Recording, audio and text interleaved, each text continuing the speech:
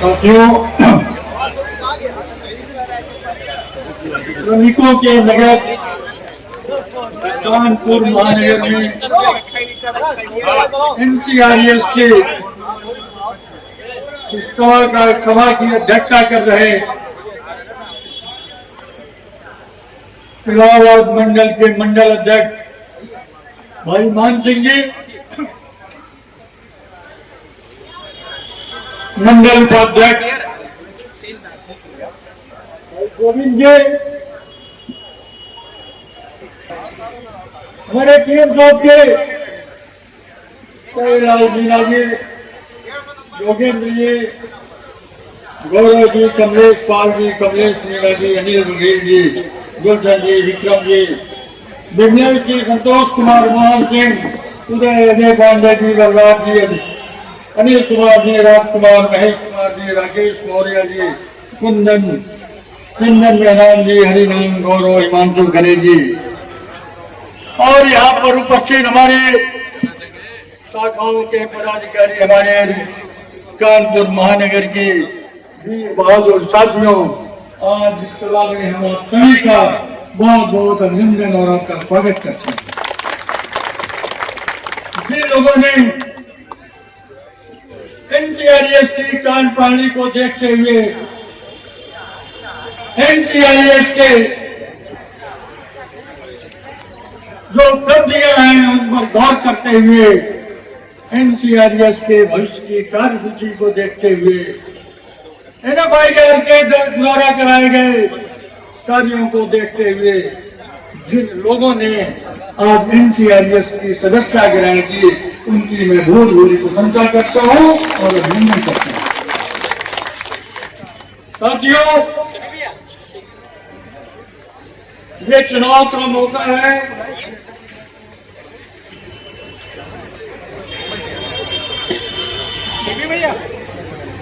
चुनाव का मौका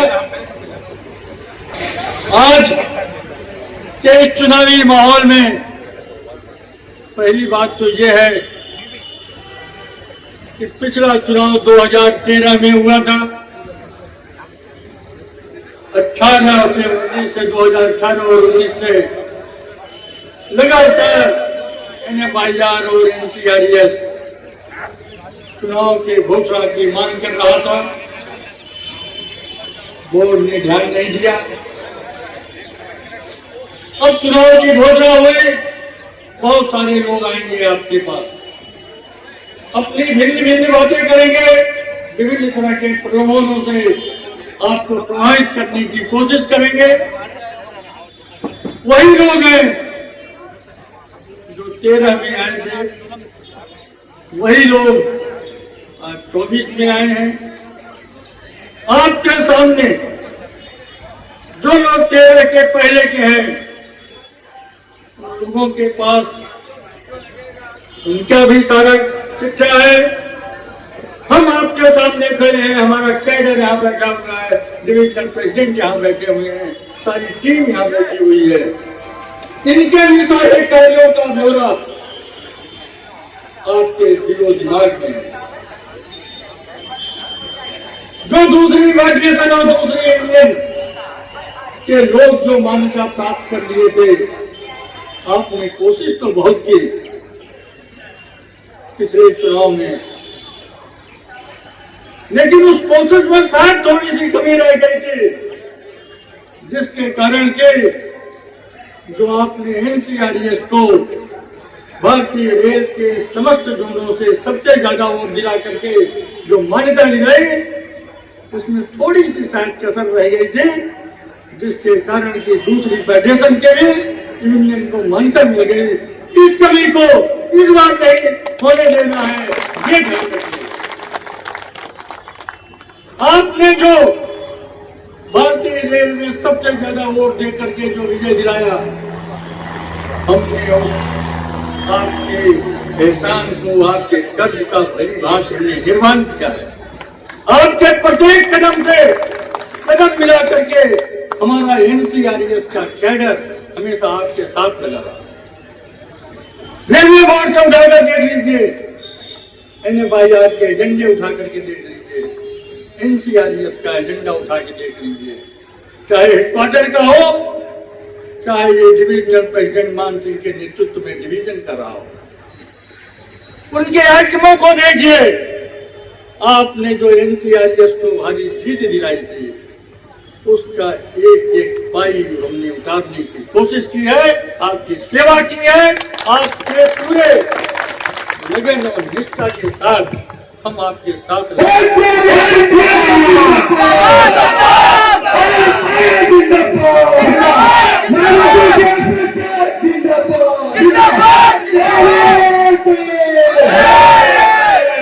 कानपुर आंदोलनों का शहर है, श्रमिकों का नगर है, समस्याएं श्रमिकों की बहुत है। अभी हमारे ही लोग आप लोगों से बता रहे थे, आप लोग जानते भी होंगे, आपने पल पल पर प्रत्येक मूवमेंट में एनसीआरएस के लोगों को देखा है। उसके प्रत्येक संघर्ष में आपने हौसला अफजाई की है, आपने कंधे से कंधे मिला के सहयोग किया है, क्योंकि एनसीआरएस के लोग भी दिन रात आपके साथ लगे थे।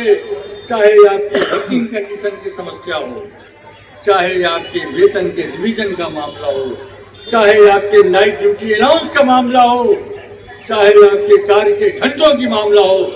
अगर आप इतिहास उठाकर देखेंगे तो कर्मचारियों के लिए जो NFIR और NCRF ने किया है वो अभूतपूर्व है, इसमें कोई दो राय नहीं।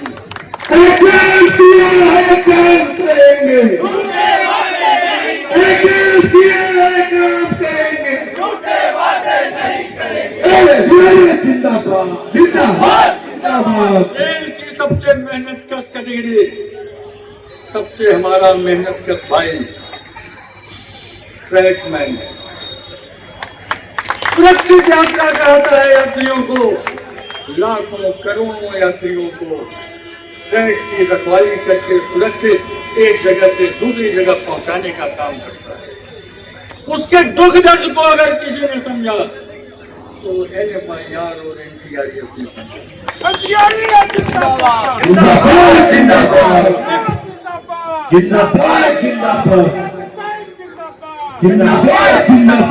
बताने में और कहने में कोई संकोच नहीं है कि जब पिछले चुनाव के समय में मैं चल रहा था, घूम रहा था, कन्वेंशन कर रहा था, जैसे आज यहाँ झांसी डिवीजन के बांद्रा में जब मैं पहुंचा था तो हमको 10-12 जो ट्रैकमैन मिल गए थे। उन्होंने कहा इस बात को, कहा कि अगर आपने जो उन्होंने बताया हमसे कि हमारे इस मुद्दे को आप करेंगे, सुनेंगे, तो हमने कहा सुनाओ। पूरी कहानी सुनाई इसने। आप इसको दुख सुन करके आप खुशी हो जाएंगे कि वो ट्रैकमैन अपने भाई बंधु को लेकर के जब रात में हॉस्पिटल पहुंचे थे इलाज के लिए, उसकी तबीयत खराब हो गई थी बाजार में, तो डॉक्टर ने इलाज से केवल इसलिए मना कर दिया इलाज करने से कि उसके पास सीट नहीं था। रात में 9-10 बजे का समय था। वो ट्रैकमैन उसके साथी जब शहर की ओर भागे इलाज के लिए, उसकी हालत गंभीर थी। रास्ते में उसने दम तोड़ दिया इलाज की कमी से। इलाज न हो पाने के कारण वो अपना दुख बता रहे थे, दर्द बता रहे थे। NCRF ने गंभीरता से लिया था। हमने उसी समय उनसे वादा किया था कि जब हमारी मीटिंग शुरू होगी हम उस मीटिंग में आपके इस मुद्दे पर रखेंगे। तो आपकी मांग है कि हमारा ट्रैकमैन भाई अगर बिना सिकनिमों के लिए है, डायरेक्ट अगर हॉस्पिटल चला जाता है तो कोई डॉक्टर उसे इलाज के लिए मना नहीं सकता है। को अगर किसी ने कराया वो NCRF की हमारी जब हमारे पिछले चुनाव के बाद की जो पहली प्लेनम बैठक थी उसमें हमने इस मुद्दे को कराया कि कोई भी ट्रैकमैन अगर बिना सिक मेमो के अगर हॉस्पिटल आ जाता है कोई भी डॉक्टर किसी भी स्तर का हो इलाज से मना नहीं कर सकता। ये एनसीआरएस का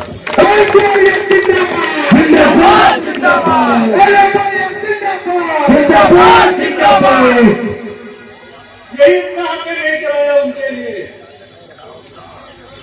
उनके लिए यही कराया कि हिंदुस्तान के किसी भी कोने में रहेंगे, कहीं भी घूमने जाएंगे, कहीं भी चलेंगे, अगर उनकी तबीयत खराब होती है तो रेलवे के किसी भी रेफरल हॉस्पिटल में जाएंगे तो उनका इलाज मुफ्त होगा। ये आदेश किसी ने कराया।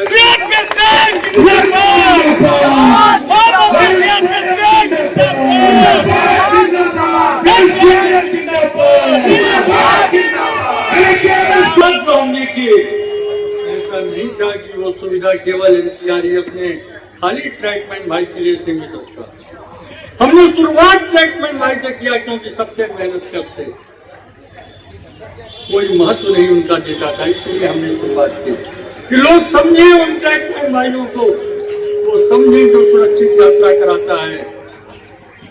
ये रेल की असली मेहनत के साथ में इनका ध्यान दिया जाना चाहिए और वही सुविधाएं रेल के प्रत्येक कैटेगरी के लिए, सभी कर्मचारियों के लिए भी ये सुविधा हम लोगों ने एक्सटेंड कराई और सभी को ये सुविधाएं मिल रही हैं। ये एनसीआरएस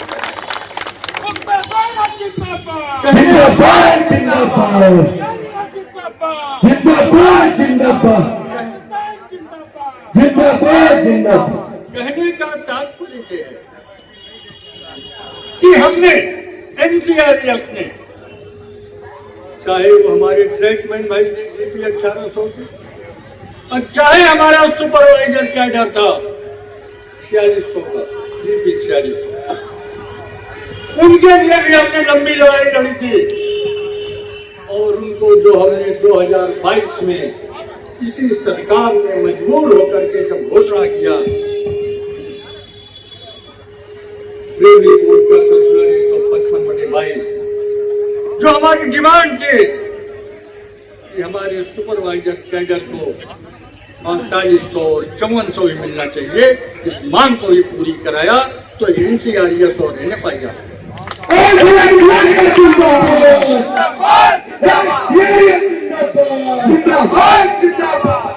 ऐसा नहीं था कि हमने नीचे अगर ट्रैकमैन को देखा तो खाली ऊपर सुपरवाइजर को देखा, हमने किसी भी कैटेगरी को नहीं छोड़ा, चाहे हमारा टेक्नीशियन भाई क्यों ना हो।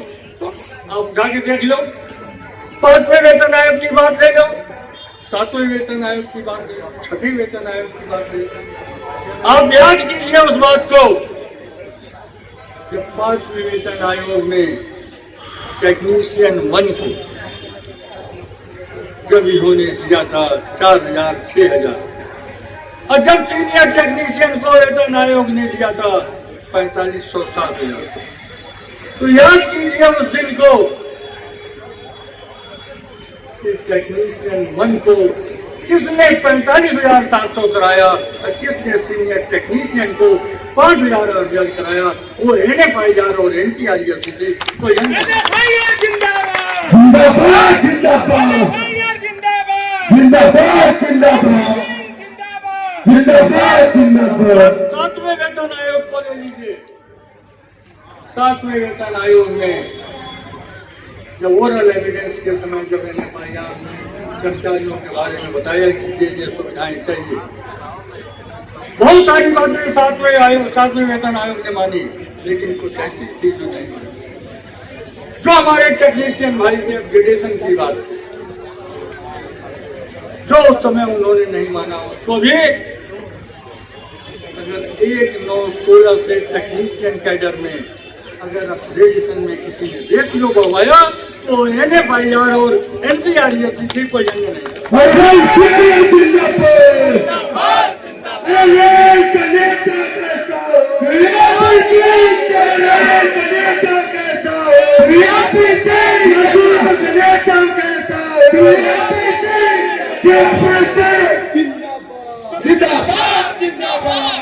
सबसे पहले सेंट्रल कैडर का हमने जब करवाया है 16% से 27%, उस समय उसके लिए जरूरत थे, और अन्य सभी कैटेगरी के टेक्नीशियन का हमने जब कराया 16 से 26%। वो एग्जाम में रहे 1/9/16 से कि 1/9/16 से अगर कोई गिराने वाला था और 16% को जो इन्होंने हमने सीनियर टेक्नीशियन GP 4200 को जो 16 से 26 कराया वो केवल MFIR और NCR का ध्यान दीजिए, इस बात को याद कीजिए।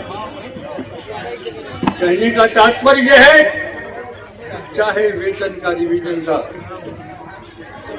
और या किसी अलाउंसेस की बात की, नाइट ड्यूटी अलाउंस का भी ले लो, किया है तो केवल NFIR और NCR ने संगत किया।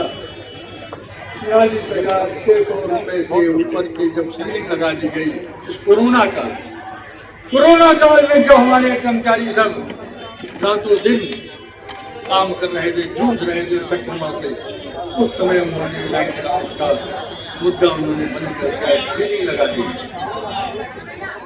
उसको भी 43,600 से ऊपर के लोगों को दिलाने का काम किया तो NFIR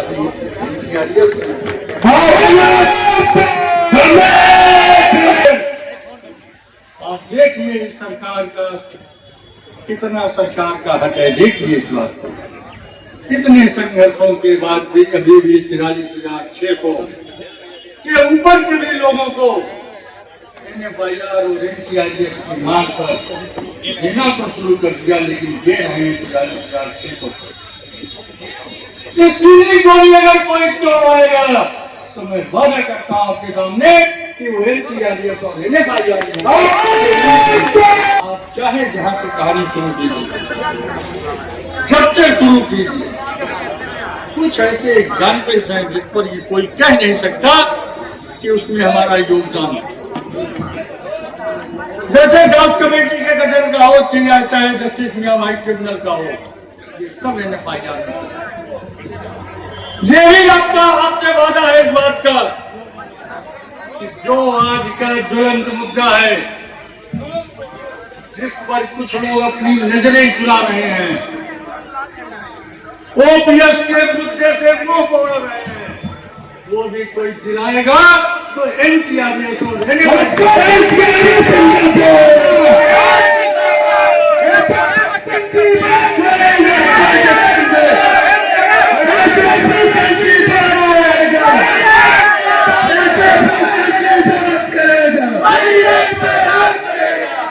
हम बताना ये चाहते हैं कि आप लोगों को पहचानिए, NFIR के चरित्र को पहचानिए, NCRS के चरित्र को जानिए।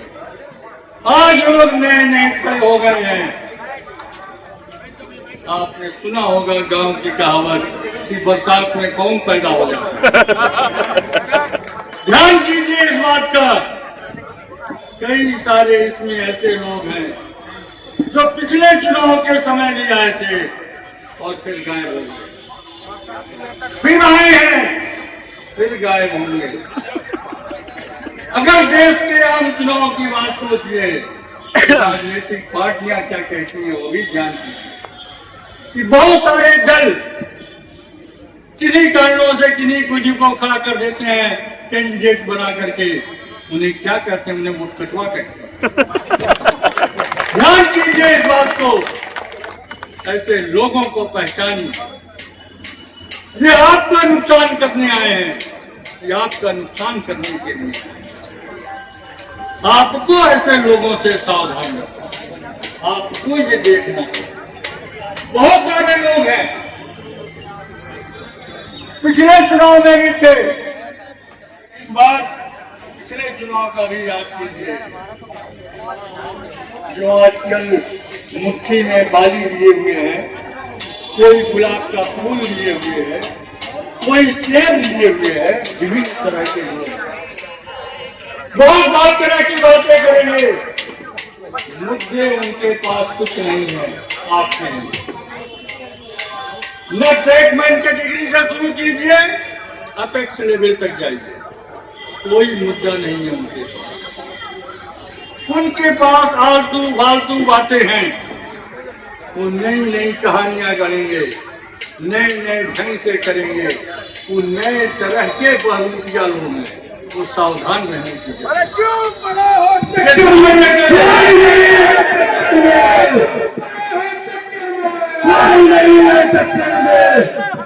ये तो आपका हजूम देख करके वो सारे लोग समझ रहे होंगे कि क्यों पड़े हो चक्कर में। कोई नहीं है चक्कर में। ठप्पा मारो तान के, सूरज को पहचान के। तो सोच रहे होंगे, वो भी सोच रहे होंगे जो पिछली बार की चुनाव में मान्यता मिल गई थी किसी तरह। ये ध्यान देने की आवश्यकता है आपको, इनके चरित्र को विशेष रूप से समझने की आवश्यकता है। हर बार कहेंगे, हर जगह कहेंगे, हड़ताल हड़ताल हड़ताल का नारा देंगे। इनके चरित्र को समझिए। आप ले लीजिए, चाहे 2015-16 से ही ले लीजिए, जिस समय ओपीएस की लड़ाई चल रही थी हम लोगों की, जिस समय एनपीएस लागू हुआ था 1-1-2004 से, अगर शुरू से आप देखिए, नया नया जोन बना था north central railway, north central railway implies संघ NCRS का गठन हुआ, मान्यता मिली, मीटिंगें शुरू हुई। अगर कोई उस समय भी मुद्दा था तो ओपीएस का मुद्दा था। उस समय भी NCRS और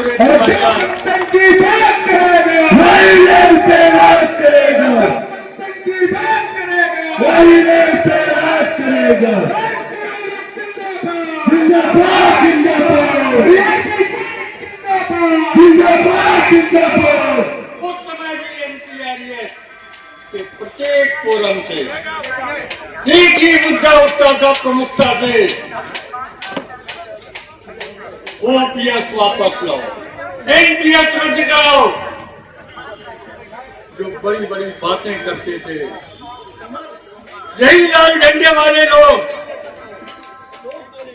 जो कहते थे कि हम, वो भी चिल्लाने लगे, देखने लगे NFIR के NCRS के द्वारा मुद्दा उठाने पर, वो भी कहने लगे ओपीएस लाएंगे, एनपीएस रद्द कराएंगे।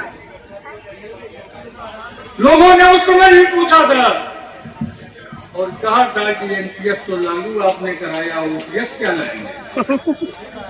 आप भी पूछिए, उनसे सवाल कीजिए। जो बड़ी बड़ी मीटिंगें करना चाहते थे, कर नहीं पा रहे हैं, कर्मचारी नहीं मिल रहे हैं, उनको समर्थक नहीं मिल रहे हैं, उनकी मीटिंगों में भाग लेने नहीं आ रहे हैं। वो जान गए हैं इन 20 सालों में, 2004 से ये मुद्दा चल रहा है, वो 20 सालों में जान गए ये कहते क्या है और करते क्या है। वो जान गए हैं इनके कथनी और करनी में क्या सत्य है, क्या झूठ है। वो जान गए सब, तो अब उनकी मीटिंगों में भीड़ नहीं। आपका हुजूम देख करके पूरे, चाहे कानपुर महानगर ले लो, इलाहाबाद डिवीजन का कहीं चले जाओ, आगरा डिवीजन चले जाओ, झांसी डिवीजन चले जाओ, कहीं भी चले जाओ, जो NCRS की मीटिंगों में जो भीड़ हो रही है, जो कर्मचारियों का समर्थन है, वो कहीं नहीं। हुआ क्या इससे? हुआ इससे यही जो पिछले चुनाव में किसी तरह मान्यता प्राप्त कर लिए थे, उनके महामंत्री हताश हो गए। वो जान गए कि इस बार डब्बा गोल है, वो घर बैठ आराम।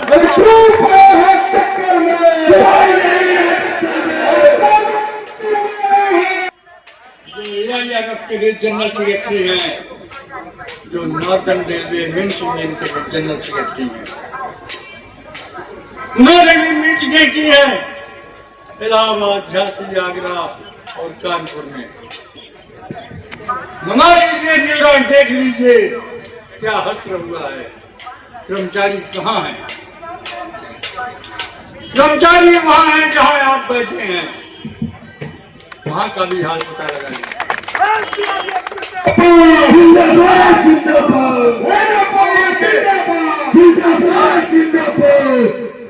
लोगों को सोचना पड़ रहा है कैसे हम NCRS में कैसे एनसीआरएस के लोगों को, कैसे एनएफआईआर के लोगों पर कट और पेस्ट करने के सहारे उनकी कही हुई बातों को किस तरह से घुमा घुमा करके हम कर्मचारियों के बीच कहें कि कैसे ये क्या कर रहे हैं, क्या करते हैं। जो बात शुरू से एनसीआरएस और एनएफआईआर कर रहा है, हम किसी विशेष धर्म के नहीं हैं, हम किसी विशेष जाति के नहीं हैं। हमारा कैडर ब्रांच से लेके सेंट्रल तक का एनएफआईआर की सभी एफिलिएट यूनियन में हम सर्वधर्म सर्वहिताय की बात करते हैं। हम सभी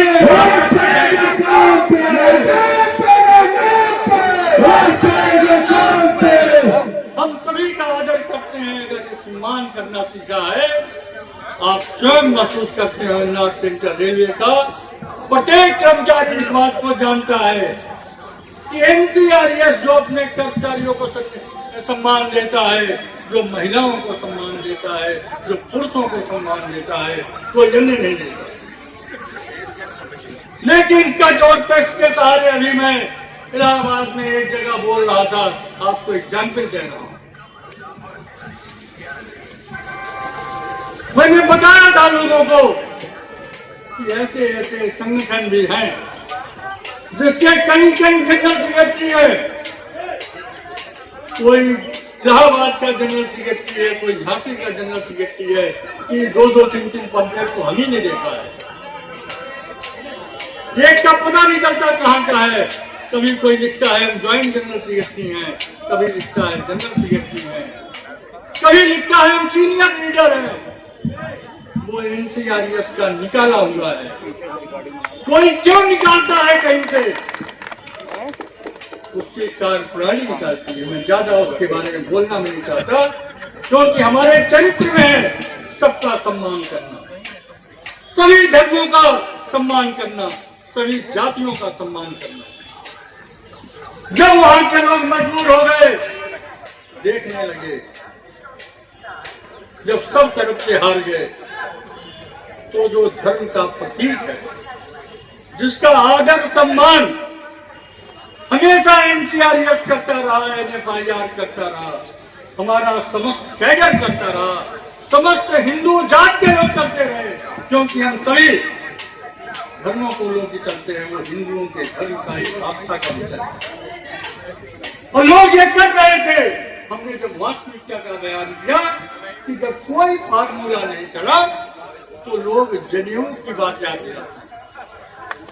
अरे जनेऊ प्रतिष्ठा का प्रश्न है, वो हमारे सम्मान का प्रश्न है। एनसीआरएस ने हमेशा सम्मान किया है। हम भी जनेऊ पहनते हैं पूजा में, हमारा हर हिंदू भाई जनेऊ पहनता है, बिना उसके पूजा संपन्न नहीं होती। और कह रहे हैं वो एनसीआरएस के जनरल सेक्रेटरी अपमान कर रहे हैं। धिक्कार है ऐसे लोगों पर जो बात को कैसे जोर मरोड़ करते हैं। मैंने आज इसीलिए लगा रखा है, सारी बातें इसमें बन रही है, हो रही है। वो इसमें क्या है? हमारे लिए जो पूज्य है, हमारे लिए जो पूज्य है, हमारे लिए जो आदरणीय है, हम उसको वोट के लिए इस्तेमाल नहीं करेंगे।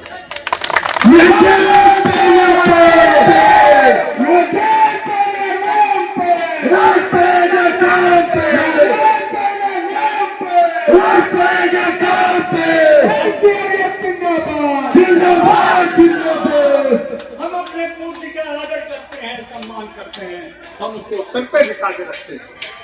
हम वोट के लिए इस्तेमाल नहीं करते, अपने स्वार्थ के लिए इस्तेमाल नहीं करते। हम वोट के लिए अपने कर्मों पर भरोसा करते हैं। हमने कर्म किया है और लगातार करते रहेंगे, ये आपको हम भरोसा दिलाते के साथ मिलकर के कहा कि हड़ताल की तारीख निश्चित की जाए, हड़ताल किया जाए, वही विकल्प है। तारीख निश्चित हो गई 11 जुलाई 2016।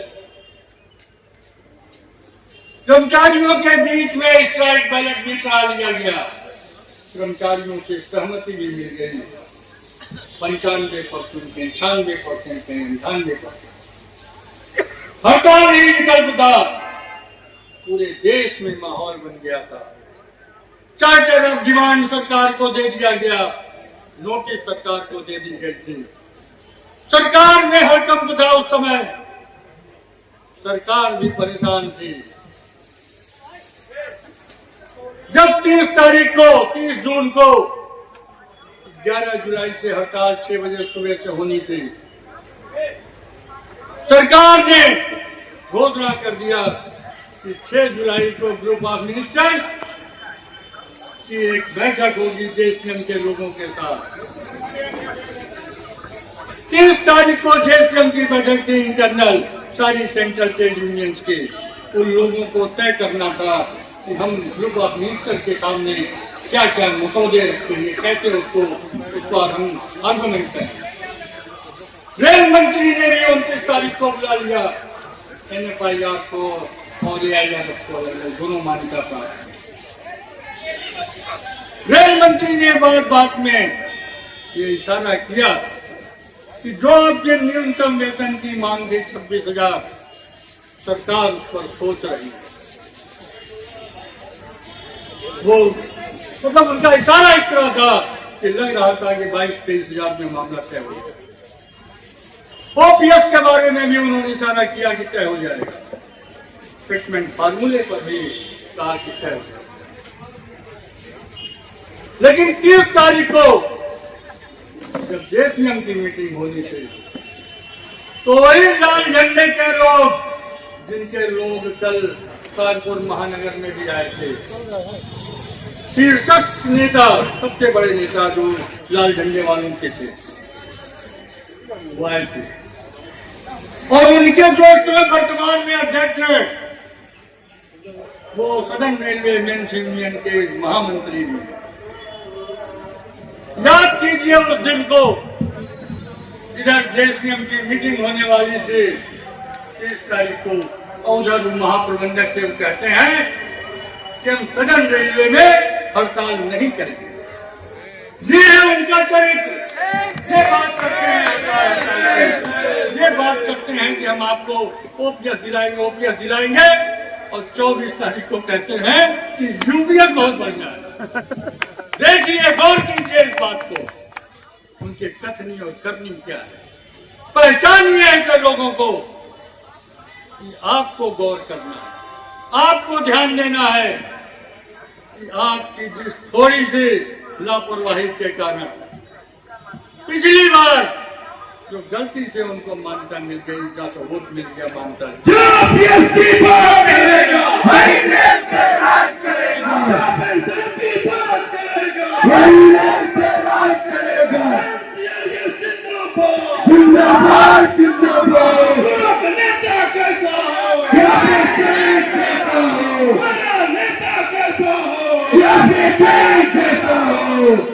याद कीजिए आप क्या क्या ये लोग कहते हैं और क्या क्या करते हैं। पहचानने की जरूरत है आपको। इन लोगों को इस चुनाव में सबक सिखाने की जरूरत। आप अपने भविष्य का निर्धारण करने जा रहे हैं। अगला चुनाव कब होगा कोई नहीं जानता। पिछला चुनाव 13 में हुआ, ये हो रहा है 24 में। अगला कब होगा नहीं पता।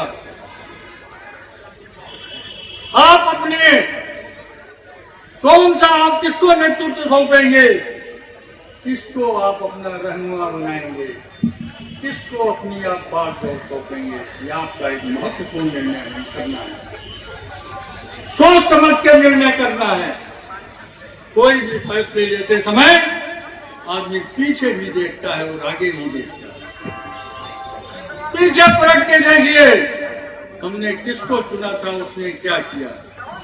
आगे देखिए कि हमारा अगला भविष्य हम किसको देंगे।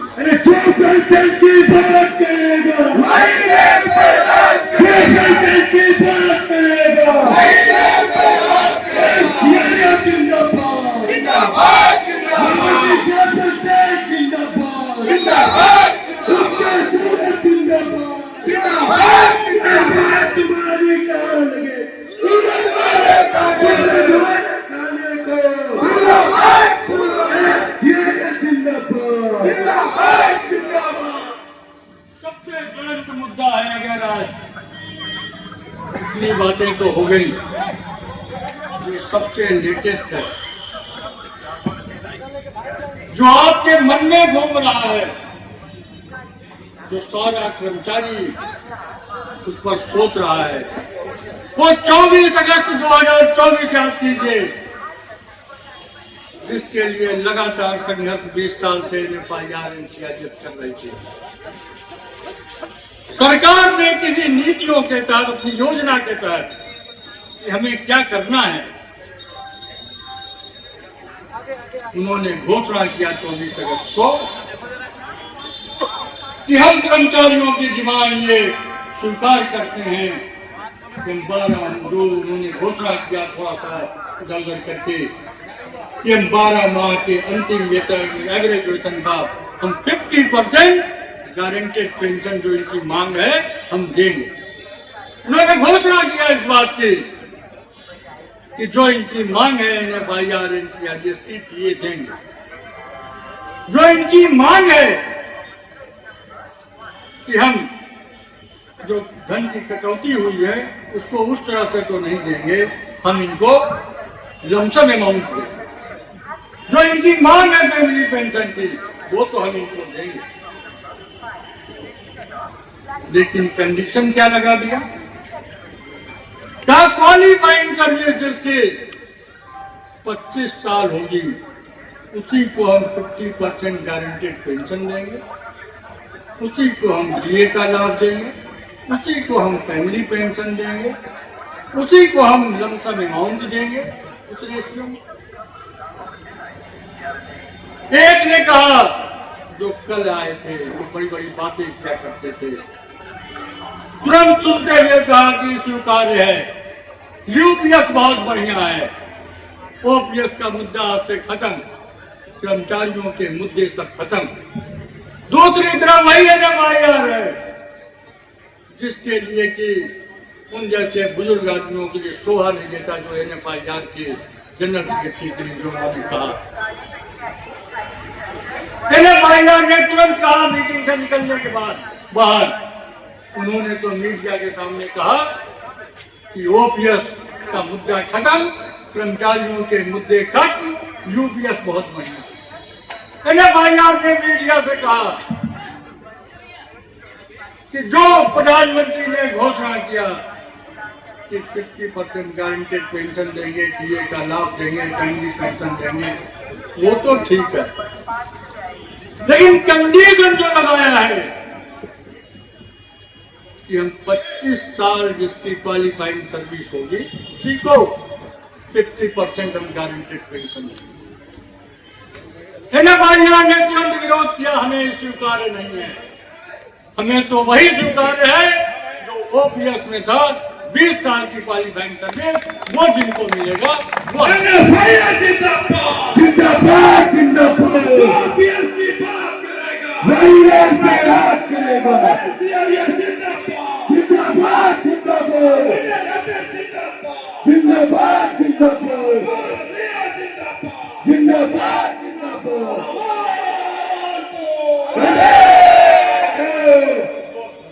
वो जो घोषणा थी सरकार की, जो घोषणा था, उनका उद्देश्य नहीं था देना, उनको गुमराह करना था, भटकाना था। एनएफआईआर ने समझ लिया, उसने कहा हमें स्वीकार्य नहीं है, तुरंत संशोधन कीजिए,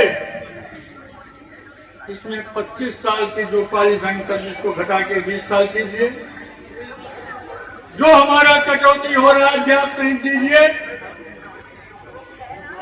हमें जो है जो फैमिली पेंशन दीजिए, हमें जो आपने कहा है कि हम लमसम अमाउंट देंगे वो स्वीकार्य नहीं है, वो हमें कटौती ब्याज नहीं चाहिए, हमें एडिशनल पेंशन चाहिए 80, 85, 90 और 95 की उम्र में।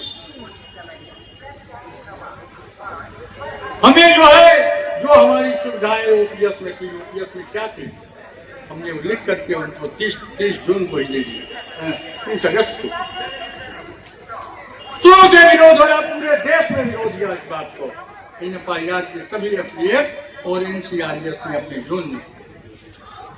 हम आपसे वादा करते हैं कि ओपीएस के सभी प्रावधान अगर कोई दिलाएगा तो NCRS और NFIR दिलाएगा। NCRS जिंदाबाद जिंदाबाद जिंदाबाद जिंदाबाद जिंदाबाद नेता कहता हो कैसा हो नेता कहता हो नेता कहता हो उपलब्धियां बहुत हैं NCRS की, इसमें दो राय नहीं। हम तो उपलब्धियों की बात क्या करें, छांटते छांटते भी हम छपवा पाए 101, बहुत सारी थे। हम कार्य सूची की बात करते हैं। अगर हमारी कार्य सूची का पंपलेट पढ़ लीजिएगा, पहली डिमांड, पहला जो हमारी कार्य सूची में वही है जो अभी हमने बोला है। हमको जो क्वालिफाइड सर्विस की कंडीशन है उसको 20 साल दीजिए। हमारे वेतन की कटौती का हमको ब्याज सहित वापस कीजिए। कर्मचारियों का VRS जिस दिन स्वीकार्य हो उसी दिन से पेंशन दिया जाना चाहिए। हमें एडिशनल पेंशन चाहिए 80, 85, 90, 95 में। प्रत्येक वेतन आयोग पर वेतन के साथ साथ पेंशन का रिवीजन भी चाहिए। ये हमारे ये संशोधन करना। सिलसिलेवार अगर देख लीजिए इसको गौर से, तो ये हमारी कार्य सूची है, इसको लेके हम चलें। हम बताना ही चाहते हैं, अभी कई लोगों ने दिया है कुछ चीजें, वो हमारी पहले कार्य सूची में मौजूद है। हम ये मांग करते हैं इस बात की कि हमारे रनिंग स्टाफ का एंट्री ग्रेड पे हमको 4600 चाहिए, उससे कम स्वीकार नहीं। मांग करते हैं। हम अपने टेक्नीशियन ग्रुप का एंट्री ग्रेड पे 2400 चाहते हैं, ये हमें स्वीकार नहीं, कोई दूसरा 2400 चाहिए। याद कीजिए हमारे MCM के बारे में, पहले जब MCM का प्रमोशन हुआ करता था, सभी कैटेगरीज की बात कर रहा हूँ, केवल एसएनटी की बात नहीं कर रहा हूँ, सारी कैटेगरी की बात कर रहा हूँ कि MCM में प्रमोशन के लिए सीनियर टेक्नीशियन MCM DB 4200 में प्रमोशन के लिए 10 साल की बाध्यता थी, 10 साल की। याद कीजिए उस दिन को कि हमारा टेक्नीशियन भाई MCM में प्रमोशन के लिए अच्छा रह जाता था। उसको अगर 2 साल किसी ने कराया तो NCRS को लेने में ये उपलब्धि है। हमारी मांग है कि जो 5000 हमारा ड्रेस अलाउंस है 10,000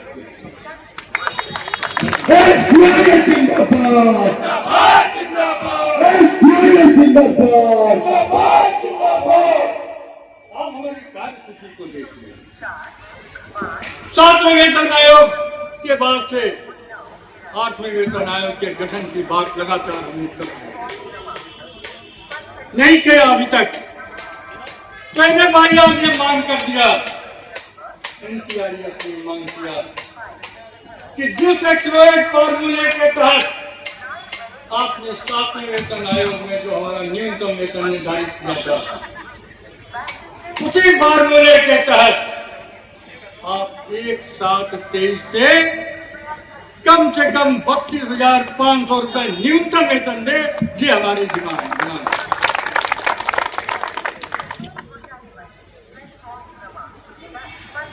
बातें बहुत लंबी हैं, कार्य सूची आप देख लीजिएगा।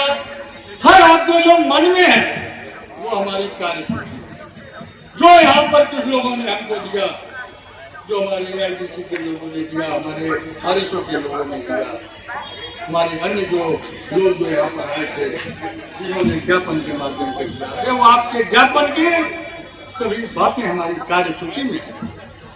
हमारी NFIR और NCRS की सोच यही है, आप जो लिख कर देते हैं वो पहले से हमारे एजेंडे में मौजूद होता है, हमें ये बताना है। जिंदाबाद जिंदाबाद NCRS जिंदाबाद जिंदाबाद जिंदाबाद नेता कैसा हो, नेता कैसा हो, मजदूरों का नेता कैसा हो,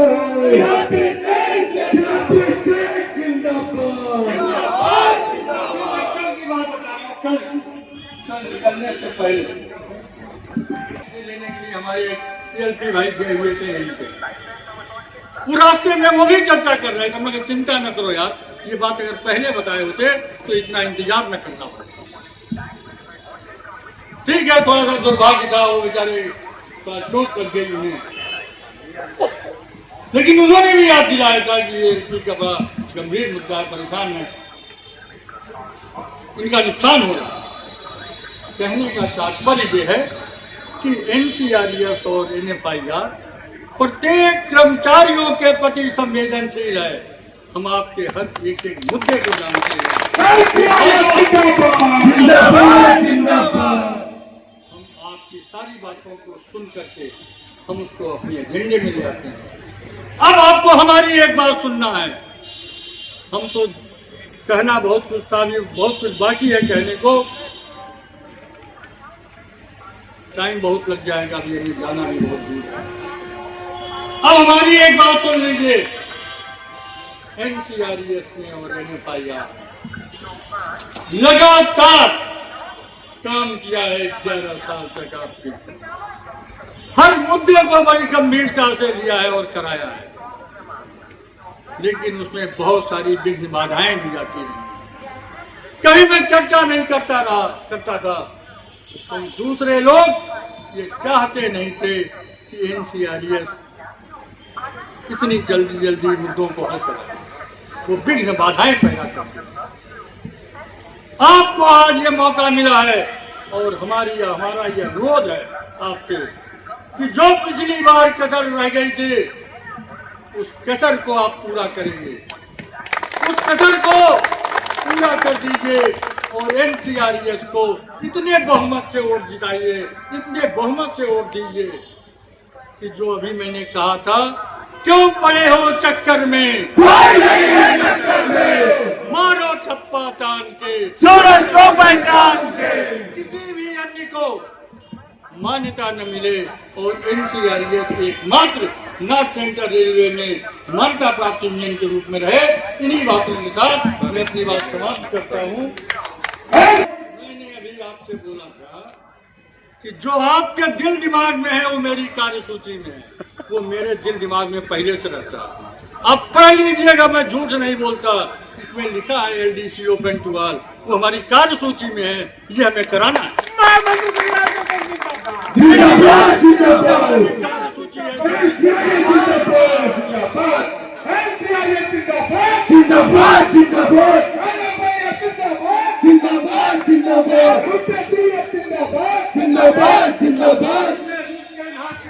की बात है, आने दीजिए। फरवरी 2023 में एनएफआईआर ने सब कुछ निर्णय करा करके रेलवे बोर्ड से अप्रूवल लेकर के इसको वित्त मंत्रालय में भिजवाया है। सरकार ने आज तक रिलीज नहीं किया। आने दीजिए सभी सेफ्टी कैटेगरी के लोगों के रिस्क एंड हार्डशिप अलाउंस की बात एनएफआईआर ने किया है, एनसीआर ने।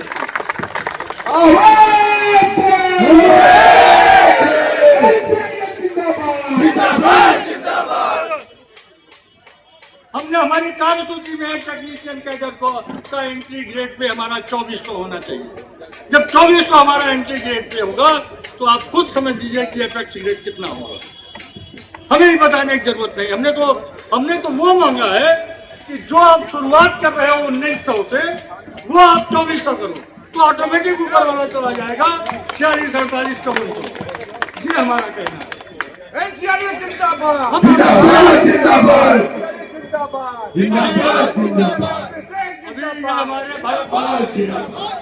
ये भरत भूषण जी को ये याद नहीं आया कि एनसीआरएस ने इनके ट्रैक में भाइयों को अगर मुफ्त भोजन की व्यवस्था कराया था तो एनसीआरएस ने कराया, किसी ने नहीं। बहुत सारी उपलब्धियां हैं, बहुत सारी बातें। तो मैं केवल अब अपनी बात कर रहा हूँ।